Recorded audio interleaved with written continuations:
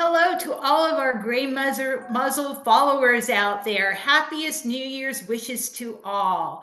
I hope it started off bright and beautiful for all of you, and it'll continue with much promise for our senior dogs as we go through the year. I'm Denise Fleck. I'm the president of the board of the Gray Muzzle Organization, a nonprofit organization that gives grant funding to shelters and rescues all over the US and beyond, specifically for senior dog programs. I can't believe it, but it's almost time for our call for grants. So in mid-February, we're going to be putting out that call for all shelters and rescues to start applying.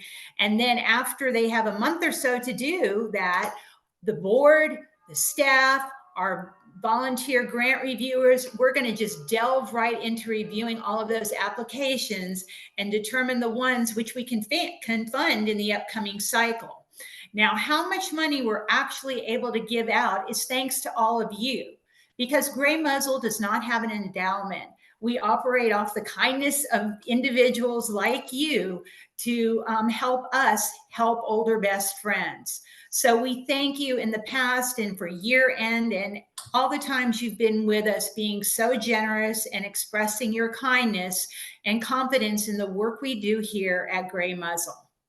Today, as part of our monthly free webinar program to the public, I'm delighted to present Julia Robertson. Julia is a remedial myotherapy and canine rehabilitation specialist. Whew, that was a mouthful. She's been treating dogs with degenerative musculoskeletal issues for over 20 years and is an expert in interpreting postural and physical changes that occur in a dog when they are suffering with muscular pain. Julia is a published author and the founder of Galen Myotherapy, an independent education provider which provides online and practical courses for guardians and canine professionals. She is passionate about educating others on how to treat the effects of adaptive change for muscular compensation to improve the lives of all dogs.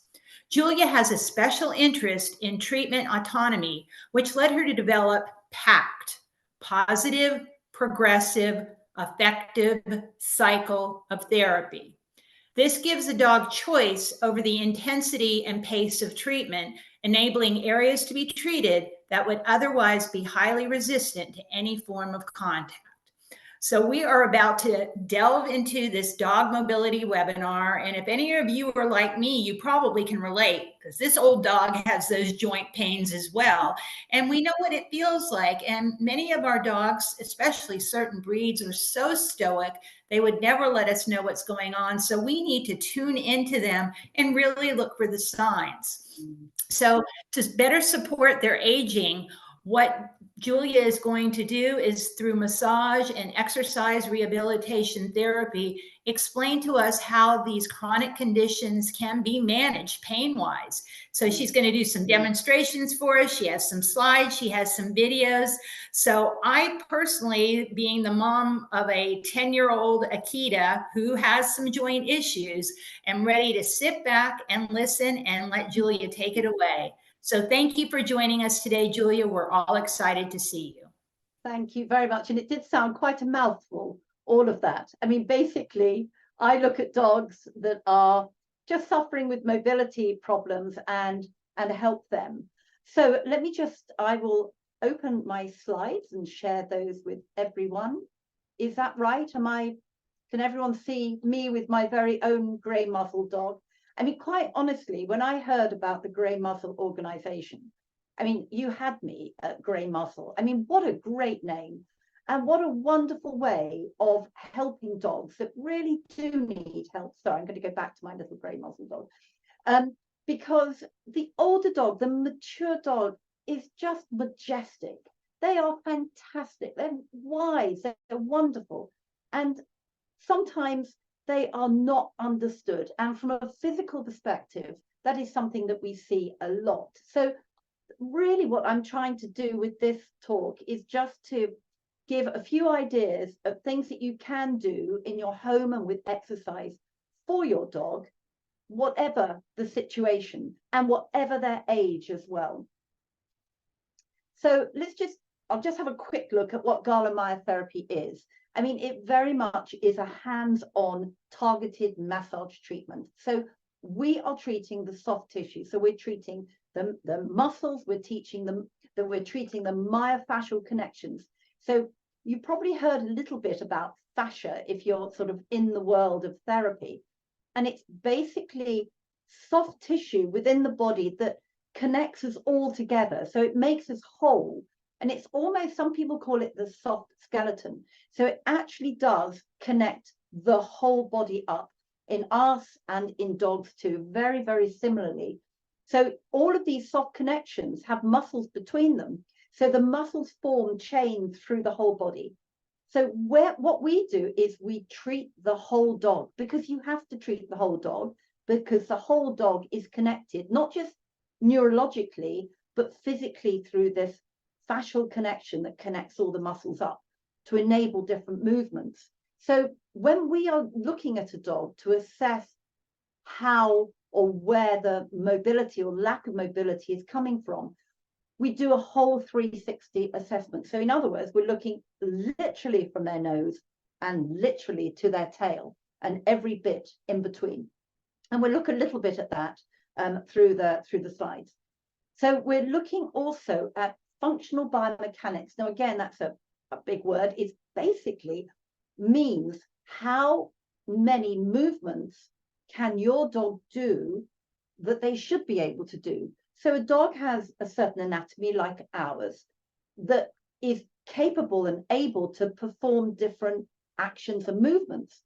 And can they perform all of those or some of those actions? And if they can't, then how can we enable them to be more functional in their movement? Because any of you that have done anything like yoga, Pilates, it's very similar. You're going through your natural range of movement. You're not going beyond it. You're going through your natural range. And you'll probably find that some of the things that you thought you could do, you can't do, but like even lift your arm up fully above your head.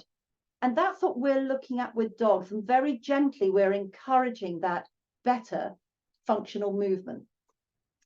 And the big thing about what does differentiate us from many, many people who work within a hands-on modality is that we give dogs choice. And it's something that is so important, so potent for a dog to have, that sometimes they're so surprised they're given a choice. They're actually, really? I can decide if I get up and leave this treatment area and you won't chase me. You're not going to hold me. You're not going to do anything. It's my choice. It's quite a mental leap for them to understand that's what we do.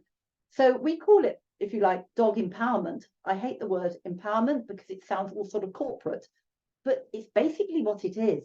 And it is the most wonderful way to be working. And when we offer you, and I'll talk about it later, any of our online courses or our distance support program, we will give you instruction of how you can do that with your own dog. And that basically creates a whole nother level of relationship with your dog, which is really amazing. It's something that's difficult to explain until you experience it, because it's like joining the same rhythm as your dog. And it's fantastic, or a dog you are treating. So we're equally passionate about helping people like yourselves to be able to look after their own dog. We really love to empower people as well as dogs to look after their dogs, or just make some changes that can make a huge improvement to their physical welfare. And that's a lot of what I'm going to be talking about today. So if we sort of pull it all the way back, what do we want for our dogs?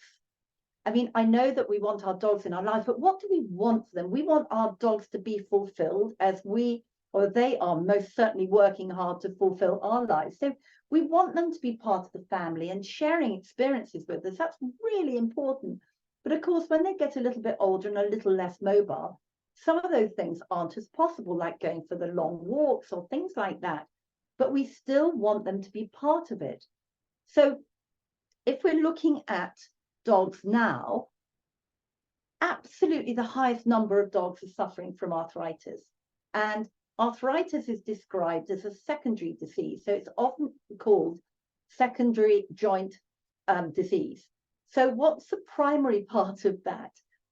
Now, I've been doing this for over 20 years, and within that time, and I know that this is true from my perspective and all the other Galen Myotherapy therapists, muscle problems are a big problem that could, there's no scientific proof to say that muscular problems cause joint problems, but the compaction that the muscles that change can create over joints, it can't be healthy for any form of movement. So there is a lot of arthritis, but there's also a lot of lameness that often is described as arthritis, but actually a lot of it is muscular or myofascial. And we know that because we've had dogs that have had clinical investigations and have found degrees of osteoarthritis from x-rays and things, but after treatment, they have improved so much. So we can't have changed the arthritis. So the only thing we've changed is the actual soft tissue connection. So muscles and myofascial, but let's just call it muscles for now, are the real poor relation when we're talking about problems with mobility with dogs. They're also the poor relation when we're looking at accidents and injuries. We look at joints, but we don't look at the muscular connections because it's the muscles and the soft tissue that hold the skeleton together, not the other way around. So what can we do? And this is the big one. So I've just put this together, and it's very basic and it's not 100% accurate, but it's a good guide to what happens to a dog's body and our body after something like an injury or a repetitive strain. And we could also put in brackets there conformational issues too. So, but let's just keep it to injury or repetitive strain, because repetitive strains are probably one of the biggest insults to a dog's muscular system that we see as Galen Myotherapists. So let's see what happens. So they suffer an injury or a repetitive strain, something like jumping off something or chasing too many balls repetitively, or whatever that might be. What happens is that the problem within the muscles are damaged, and then what they do is they actually shorten to repair. So unless they're managed properly, they shorten. So if those muscle fibers are shortening between the joints, because every muscle crosses at least one joint, so if that muscle shortens, it therefore pulls an uneven load over that joint that it is going across. So then it asserts incorrect loads through that joint. And then you could cause pain from inflammation, because anything that is too tight or too close is going to create an inflammatory response. So therefore, your dog will load shift or pain guarding. So they will offload that sore area. And that would just be the beginning of bigger changes. Because then we go on to compensatory changes. So they're trying to shift off one area or a group of muscles, so they have to load more on the other side or the diagonal to try and shift their weight from that uncomfortable area. So then we have a reorganization of anatomical placement. In other words, we have a postural change, because rather than planting 4 feet firmly and squarely and evenly on the ground, they've had to shift. And this is what we look at all the time, is a postural change in a dog, because as we were saying earlier, that dogs really do not demonstrate discomfort or pain at all well. And we think sometimes, I've heard this many times, they're lame, but they're not in pain. Well, lameness is a pain or a discomfort. Dogs really hold things into themselves, and you know that, you know how stoical they are. So we've got to get this insight into what actually is going on under the skin and within their body, and what are they perceiving. Muscles then become overloaded, and that's when things become completely imbalanced throughout their whole body. So it really does become a nose to tail issue. And then it goes back into an injury, like a secondary injury or repetitive strain from that compensation. So muscles never repair themselves. Rest doesn't repair muscles. You have to actively repair muscle through physical therapy and or appropriate exercise and activity. It's a bit like if you fracture a bone, you've got to realign the fibers. Otherwise, the bone will heal, but it'll be uneven. It's just like muscle fibers. But what they do is they scar and shorten, and that's when you hit this part of the cycle again. The other thing we look at then, so if we're looking at the dog as a whole, we look at them from different perspectives. So if this is going on in the body, if this compensation cycle is going on, these are the changes that you will see. You will see behavioral changes. Now, this is something that has suddenly become much more evident within science and talking and general acceptance, thank goodness, because if we have a headache, for instance, you're not going to be behaving in the same way as you didn't have a headache. If your back was hurting, you're not going to, as humans, I mean, not going to behave in the same way.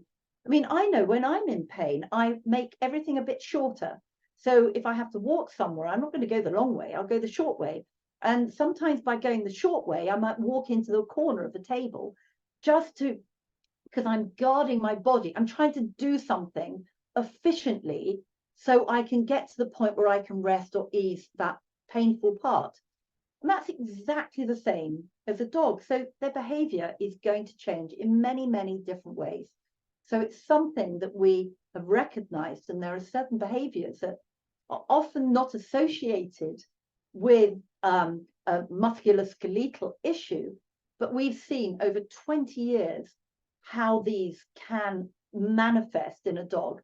And the way we know it changes is that after treatment, the behavior changes. But there's more and more science coming, which is great. So the other thing we look at that I've also pertained to is a change in posture, which is such a good way of looking at how and where a body could have started the problem, where the cycle began, and where is it really affecting now, and often what it's affecting at the point of seeing a dog's real pain or discomfort is past where it actually started. So we're very good at finding where it started, as well as where it's affecting the dog at that particular time. So changes in appearance, now that is really varied. A lot of coat change, and I'm sure you're very aware of the coat change. Coat change is one thing. Nails are another thing. The nails on the feet. We look at feet a lot in detail because feet and nails and toes tell you huge amounts about loading and posture. And of course, a lack of mobility. Now, we do a very strange, I suppose, gait assessment when we're looking at dogs. We don't actually do a lot of walking straight up and down and seeing how they walk, because it's a little complex. But basically, if you're walking a dog on the lead the whole time, they walk in one plane of movement. What we want to look at is how they go around a circle, how they can negotiate walking around something. Can they engage their whole body to go around an object? Can they maneuver their neck? We know they can walk in a straight line, but what else happens when we ask their body to do other things? A bit again, like we can walk like this, but can we put our arm up? A little bit like that. So we look at mobility from a slightly different perspective. So we look at how they can manage and maneuver in different situations. And we look at real minutiae detail. And this, like something like this, we look at a dog sitting in this position. Now, I'm sure that you will see the tail to one side. Now, the tail should be straight behind. And you may also see, well, let's have a look at the feet. They're a bit wide apart. And even looking at the rib cage here, why is that to one side? So then we track up further and even look at the ear that's just slightly pulled back on one side, because the head is slightly to the side too, but the ear looks uneven. So basically, we're looking at an asymmetric body. And that's one thing we look at a lot, is balance, muscle symmetry and symmetry throughout the whole body. So if we now compare this to this is very different. Same dog. All that happened to this dog is that we applied one technique called skin rolling, and we'll show you how to do that within a very short video. And it's such a powerful technique, and it is exactly what it says on the tin. You're lifting and rolling the skin very carefully, because the skin can become stuck to the tissues below. So if you want everything to move independently, the skin has to be able to flow and move over the body. And if that isn't the case, then it's very difficult to actually treat the rest of the body too. So just by skin rolling, you can see these dramatic changes that this dog took on just by that one technique. So we look at minutiae changes at the start of something, but we also look at larger changes through a dog's life too. So we've got a comfort scale here, and if any of you are interested in finding out more, we can most certainly, please contact us and we can tell you more, where we look at things like the physical changes, behavioral changes, eating and digestion, very closely related to things physical, and also other indicators like how does a dog lie down, how do they behave, how do they poo, how do they pee. All those things give us a really good idea of their posture and how they are perceiving their physical health and comfort or discomfort. So Galen Myotherapy is for all dogs, mature and young. As I said, there's my very own grey muzzle. Now, the other thing I just want to say at this point, that this is Maggie, and this was about a year ago, but Maggie is now 13 and a half. And last year, she started to learn, I think it was last year, it was only about a year ago, she started to learn scent detection, and a whole new skill. And it's the thing you can't teach an old dog. You really can. You can teach an old dog's new trick. Not that I want them to do a trick, but you can develop their skills. And scenting is just amazing. And she's also, this last summer, learned man trailing, and she was amazing. Really amazing. So please think about these activities, these really healthy scent activities where a dog can use their own skills and they're in charge, because we can't find what they're finding. So they have this amazing autonomy. So scenting is fantastic. I just wanted to say that please remember that there are still things that are so healthy for them mentally, but also physically. And also, if your dog is looking a little bit older and a little bit stiffer and losing their mobility, there's so much that you can actually do to help them too.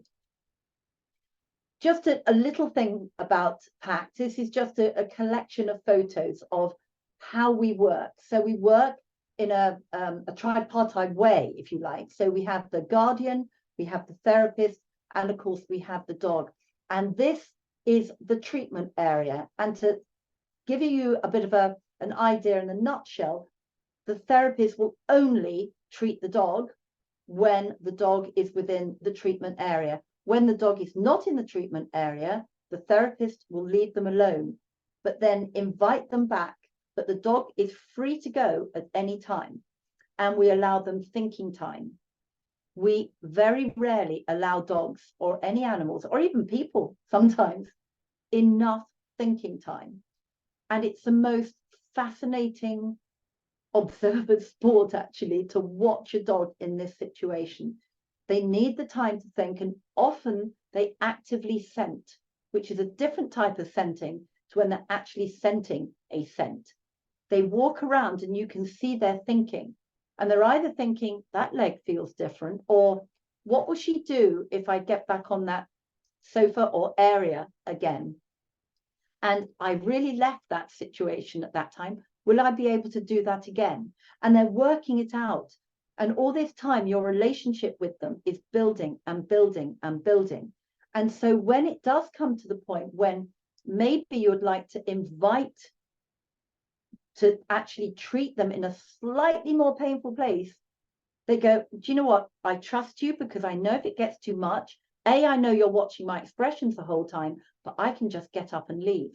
So what happens is they actually end up, in a majority of cases, offering us the most painful part on them freely, because they know that that needs treatment, and they know where it needs treatment. They guide us very well, and they know if it gets too much, they can just look at us, or if they just go, oh no, that's too much, they can get up and leave, and that's their choice.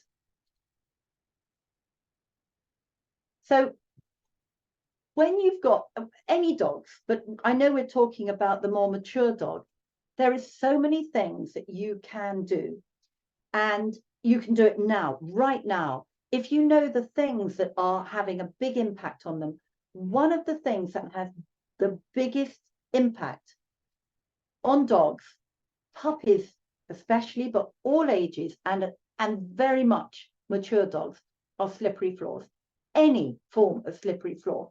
So I've got a bit of a video here. Hopefully it will work, but just to show a bit of a demonstration of what is going on with the dog's legs when they're on a slippery floor, and how this repetitive action has such a bad effect on their mobility. And of course, if puppies grow up on a slippery floor, I'm going to play that again, but I'm going to slow it down. It can set up really, really bad connection through the body. So slippery floors, please put rugs down, or at least give a dog a trackway that they can walk down, so they've got traction. But you can see how much this dog's legs are moving away from the body. The damage goes on in their chest or within their groin region. Can you see how closely this dog's legs are walking? It's because he's damaged those inside muscles that help stabilize the hip, apart from anything else, which in turn will have an impact on the dog's back. So please put rugs down, non-slip rugs. I've got some in my house that are really very cheap. They got rubber back, gray. They don't actually make a statement in the house, so you sort of can get away with them. And I know we put these floors down because it's easy to clean up after dogs, but sadly, they're the worst things for dogs. They're right up there in something that really has a negative impact on our dogs. Let me try and get past this slide. So please put rugs down. It really will make a difference at whatever stage your dog is. So that, I can't repeat that enough. Or I said, or trails, so your dog can choose to walk on them. Because if you look at dogs' feet, they're not made to walk on slippery surfaces like that. I mean, I've done several seminars on and videos on the canine ice rink. I mean, it's a bit like us walking on ice the whole time. It's not just bad for us, but also we could lose a lot of confidence. The other thing, really, to help your dogs is to reduce certain activities that really have a bad impact on them ongoing. So things like taking them for very long walks, or taking them for short walks during the week and then longer walks during the weekend. They're just not conditioned for that.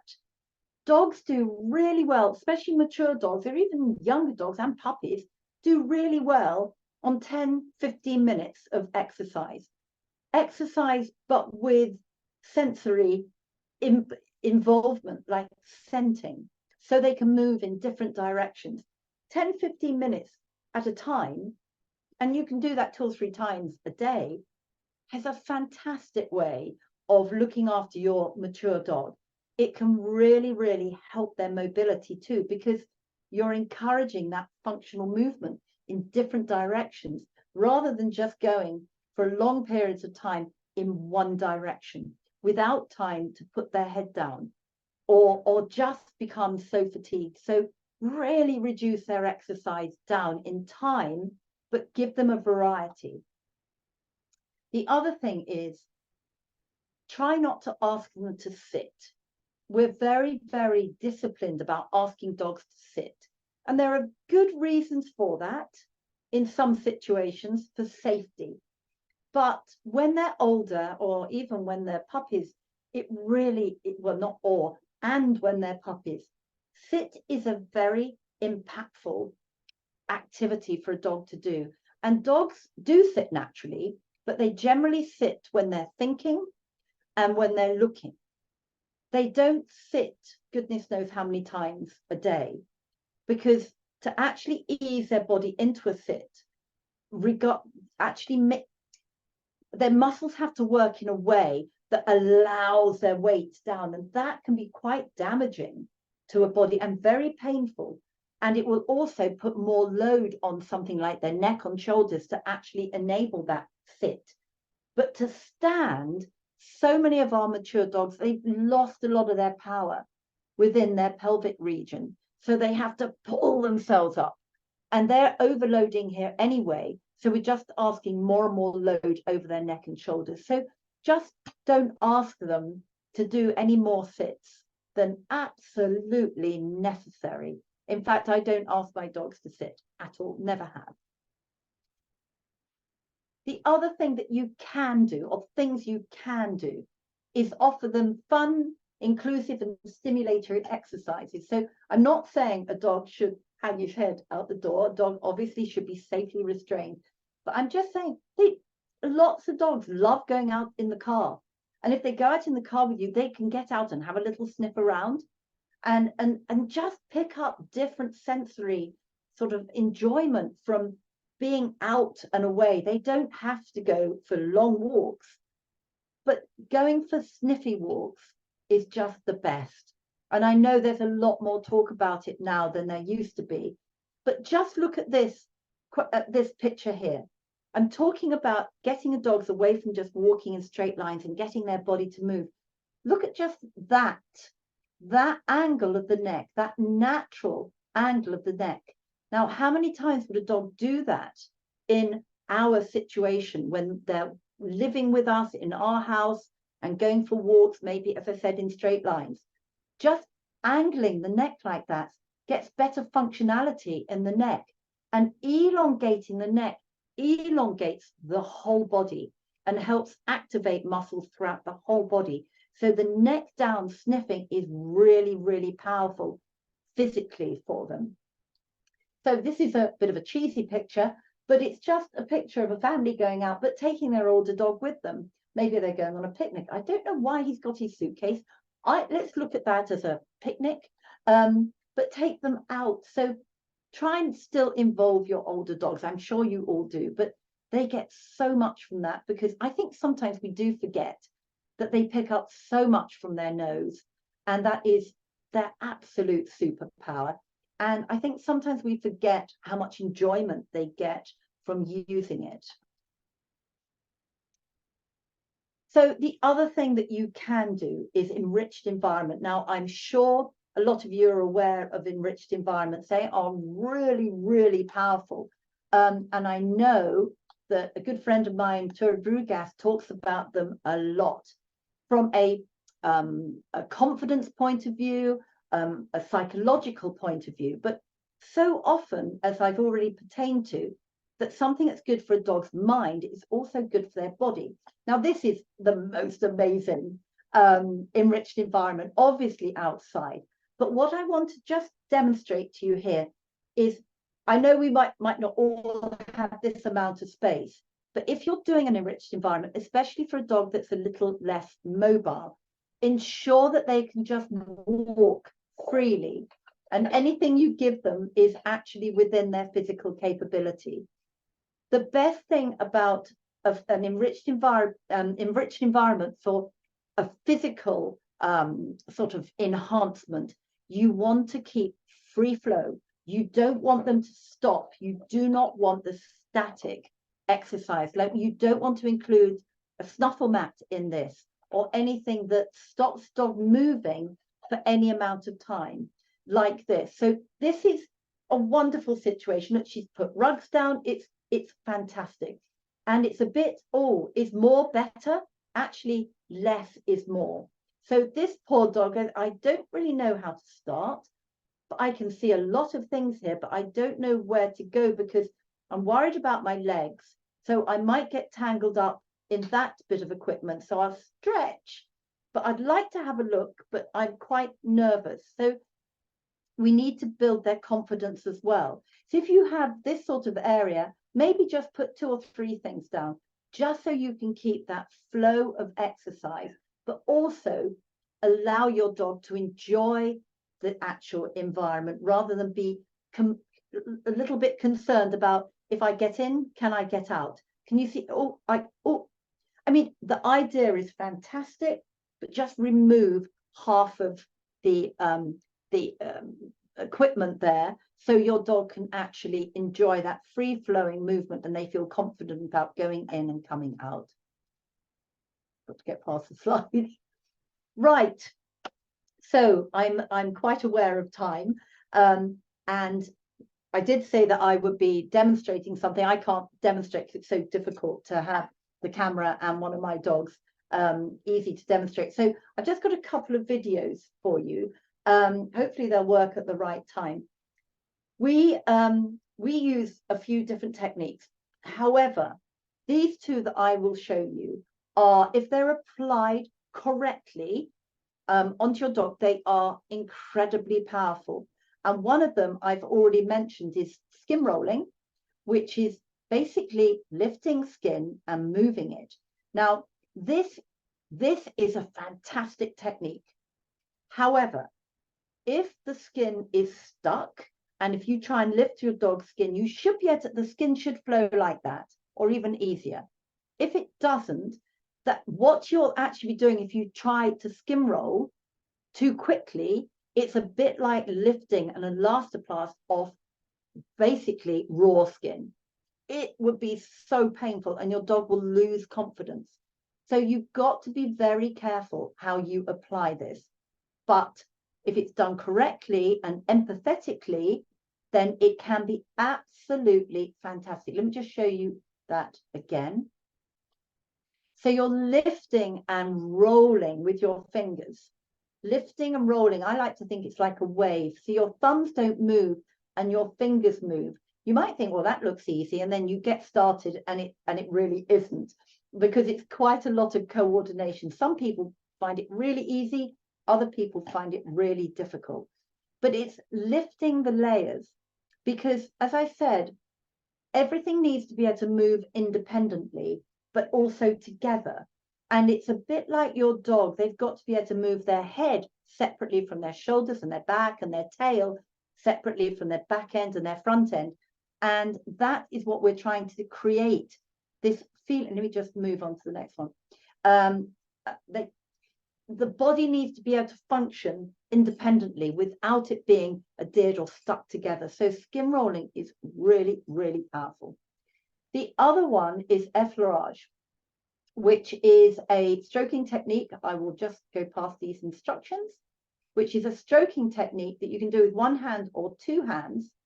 And you've got to keep an even pressure. It's really important that your hand is flat. Can you see how wonderfully flat her hand is?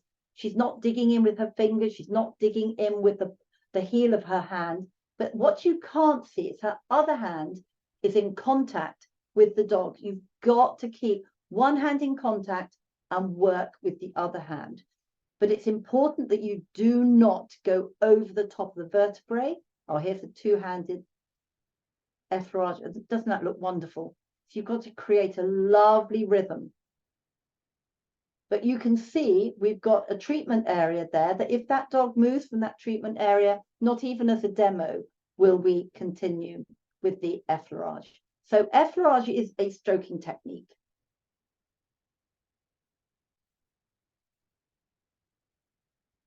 So what we have done is we are really passionate about giving information, but we're really, really passionate about giving you accurate information so you can apply it safely. So what we've done, if any of you are interested in actually applying some effleurage or skin rolling and finding out a little bit more about assessing your dog, we've given you this code so you can access this online course, which is basically going to be going over some of the things we've done today, but in greater detail, and also giving you a clear idea about how you can treat your dog using positive PACT and those 2 techniques. And the course, the online course is normally £25, or it's about $30 US, but we're offering it to you for that for a limited time, but you need to put this code in. Now I'll give the organization this, so if you do lose any of this information, you can go back to Grey Muzzle and find out. So you just need to go to the Galen Myotherapy website page, find courses, find that, and then you need to put this code in when you check out, and that will ensure that you only pay that amount for the course. Now, if any of you are interested and think that your dog could have soft tissue problems, I'm not here to promote what we do. I'm just here to let you know if it's something that we might be able to help you with. We do something called the Distant Support Program, which we're all absolutely passionate about. And we set this up a good 10 years ago. But we're really seeing lots of dogs now. And it's basically a way that you basically send us photos that we ask you to send, and videos, so we can give a detailed analysis of your dog's posture, and you get a full report on what we see and where we think the issues could be. Because, as I said, often there is so many misanalysis or diagnoses that don't quite add up, or sometimes people say, I just don't know what's wrong with your dog. And this can really help, and it can be used and taken to your vet as a report too, because you must always have your dog assessed by a vet, obviously.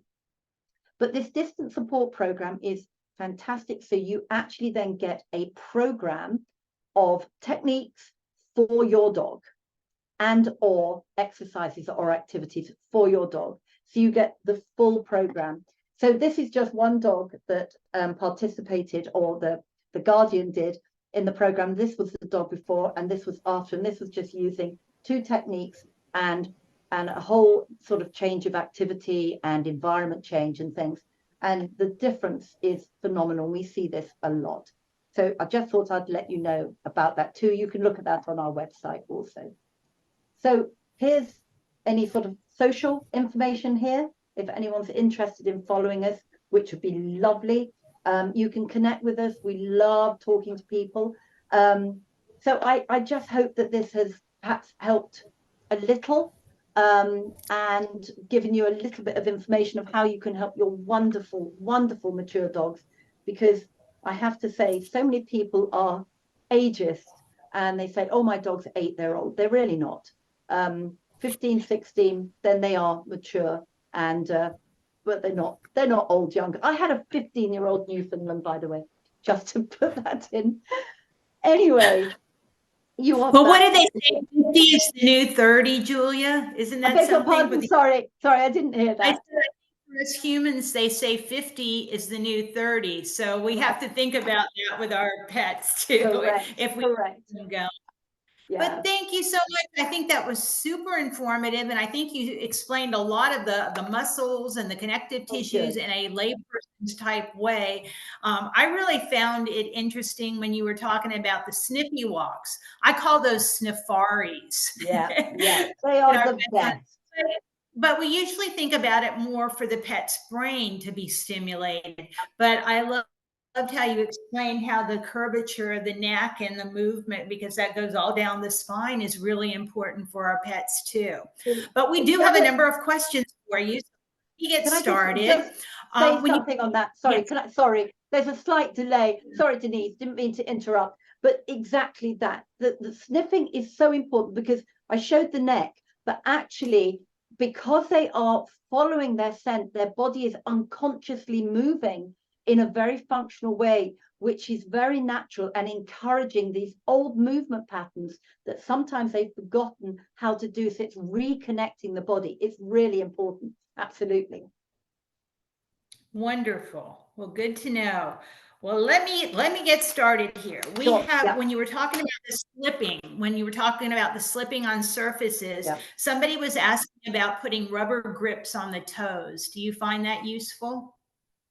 I actually find that, I mean, they have been quite good. I know some people that love them. I haven't used them that much. I do like the idea more of rugs, but anything that is going to help them with traction is better. I still feel that if they've got something that their whole foot is comfortable on, like their pads as well, it's better for them. But if it's easier to put the clips on, that's better than them slipping around on floors. Absolutely. Whatever you can do. Got it. Whatever you We can were do. also acupuncture, laser treatment, and also heating pads. Do you find those beneficial for our older friends? Absolutely. Absolutely. We work in a multidisciplinary team. Obviously, we when we see a dog, we like to work with other professionals. Laser therapy, definitely. I'm going to say that sometimes laser therapy is not used in the place where it should be used, and it can be more efficient if it was used in different places. And that's where we're really good, because we can read the posture. We can see sometimes where laser will be even more beneficial. So I work with several dogs where I actually give the laser therapist, whether it's generally back at the vet, my idea of a plan of where they should also target, which they do, and that really helps. So I think sometimes points can be missed, so laser can be even better than it is. Acupuncture is just awesome. I love the Eastern acupuncture. I think that is amazing. It really is. It can really work so well because it also can target those myofascial lines and connections. There's a big mirroring there, which is fantastic.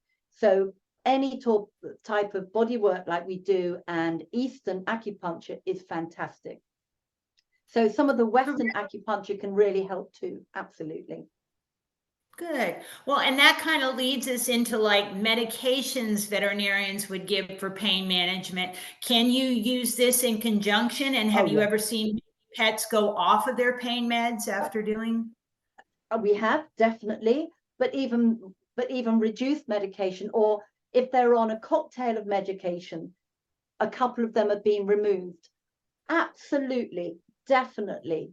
But we never interfere or give advice or recommendations about medication.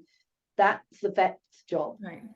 Very much a vet job. We are very respectful of vets because they do an amazing job. We work alongside them and we keep in touch with them. So if you're working with us as a one-to-one, we would always submit reports and make sure that we've got close contact.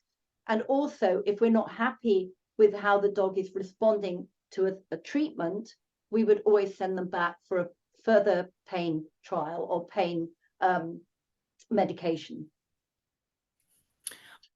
Well, that kind of leads to that if a pet is in real pain and distress, you probably shouldn't be doing some of these things at that point. You need to control the pain a little bit. Absolutely. And this is where the choice treatment is. There are so many reasons why it's so brilliant. But if the dog is that painful, they do not want anyone to touch them. And we've had this happen, and we just say, I'm really sorry. You must go back to your vet. They've got to be properly clinically observed and assessed and have proper pain medication. Then Well, and we can try that kind again. of leads Then we can try again. Yeah. Got it. Well, and that kind of leads into one thing I was thinking about myself because I like the idea of letting the pet have the choice. Because over the years, I've had people massage different dogs I had, and some loved it and some would get up and walk away. And if you're giving them that opportunity to walk away, if they don't come back, what do? Do you kind of assume that what you were doing was painful and you should have a veterinary visit right away? Or do you just It try again another day?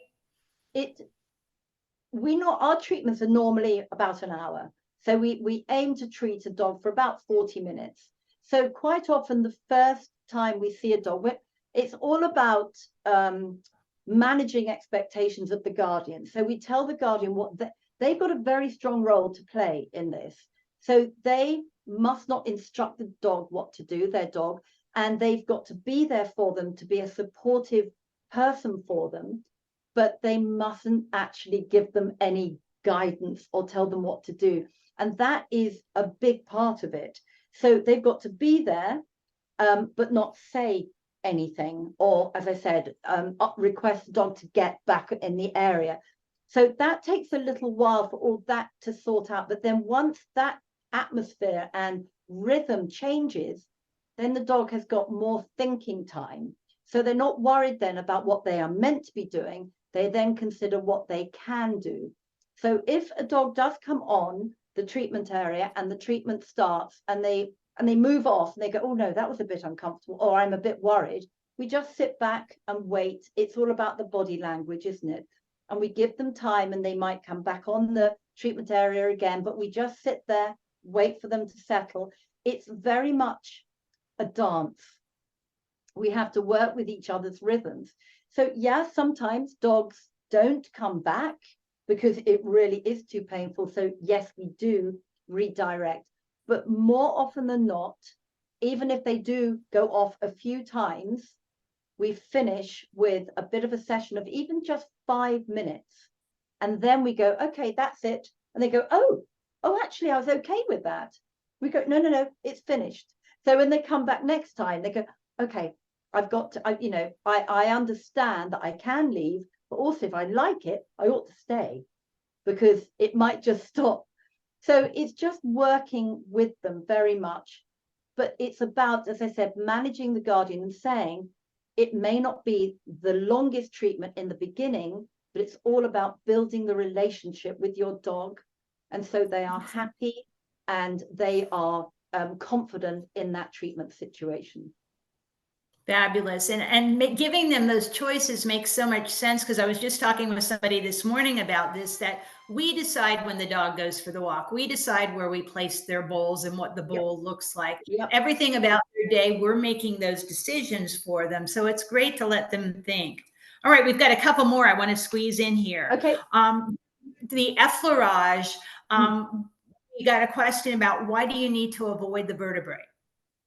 What we mustn't, what did you say? I missed that. Why should you avoid that? Why do you need to avoid touching that, doing the Because effleurage? it can be incredibly painful. And also, you're not influencing anything by going over the top of the vertebrae with effleurage, because the muscles of the vertebrae are just either side of the lumpy bits. So if you go over the top, you're not going over muscle, you're just potentially going over a very, very uncomfortable region. However, you can skin roll over it because you want to lift the skin, but you do not want to put pressure over the vertebrae. Anyone that's had any vertebral problems, any disc bulges or anything, even the label on your shirt can be uncomfortable. So you've got to be aware that it can be really sensitive. And there are lots of things that we could talk about, like applying the right harness and making sure that your lead doesn't bash on your dog's back. And things like that can be really uncomfortable if a dog is sensitive about their mobility. Wonderful. Good to know, because we want to know what to avoid as well as what to do. Exactly. Okay, here we've got Janet asking, I've heard that house soiling in older dogs is related to cognitive problems, but also due to problems posturing. Our dog is occasionally pooping in the house. Any suggestions for help reducing this? We do not give her a hard time about it, by the way. No, I'm sure you don't. Anyone that's concerned just wouldn't. This is the thing. If your dog has a bit of a mobility problem, then they are going to struggle holding the posture to be able to evacuate. And it's something we look at a lot. Evacuate, have a poo or a pee. So they might just hold on longer than they should. So what I would suggest is, perhaps if you get some proper instruction, to try and ease through your dog's back using effleurage and skin rolling. That can be really powerful. So they can actually hold the posture a little bit longer in a more comfortable way, so they can fully eliminate. But of course, when dogs do get a bit older, there are other things too that can create that problem. But from a physical perspective, we see massive changes in dogs from their digestion, either eliminating, or from stressy type stomachs to when they're very loose, from when they're stressed because they're uncomfortable to actually helping that too. So that's something that you could definitely try. Good to know. Well, I just want to circle back on one of them because I think you touched on it when we were talking acupuncture and laser, but somebody wanted to know about heating pads.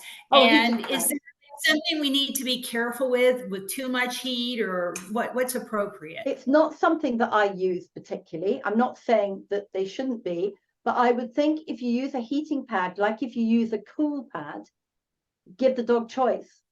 So if you put a heating pad in one bed, but they've got another bed they can go to, then if they want the heat, they can take the heat. Or if they want the cold, if it's a cold pad, they can go on the cold. But if they're forced to do one or the other, then again, we're removing their autonomy. And it's their body. They know how they feel. Now, I would say in some situations, I would think that they would need heat for that because that's what makes me feel good. But actually, they might not. They may want to find their own cool place, hang against the wall on the hard floor. That's what they might want to do to actually support themselves. So I think all these things, as long as they're safe, but they're given choice. I think we always just got to think, can a dog move away from that? Can they come away from that situation or environment? And I think that's what you were emphasizing really separates you from other techniques with the Galen myotherapy is giving the dogs that choice. So that was really an interesting lesson for us all to learn today. We cannot thank you enough, Julia, for joining and sharing all of your expertise. And everybody that attended the webinar, Amanda will be sending out an email with the link so you can rewatch in the recording. Also on our Facebook page, and she will also include information that you provided, Julia, about the other courses that you offer. So if somebody's interested in going a little bit deeper, they can. I think I saw one more question come in and then we will close out. The video shows the techniques being applied to a standing dog. Can you perform these while the dog is laying down? Oh, they better laying down. It was actually more so you could see the hand. The dog was actually sitting, but no, lying down is better, much better. Yeah, take the awesome. load off. Take the one in there. Yeah. But if anyone, thank you again, Julia. But if anyone has, I was just all kinds of amazing comments that people really enjoyed, and you go ahead and out. But I was just going to say, if anyone has any questions and they want to contact us directly, just email us. The email's on our website. So Galen Myotherapy. I love answering questions because if you give talks like this, I like to sort of tie up the loose ends. So if someone has a question, please just contact us. Well, thank you for that. And thank you everybody for tuning in and listening and following Gray Muzzle. We hope to see you again for one of our monthly webinars. Be safe and keep your dog safe too. Bye-bye. Bye-bye.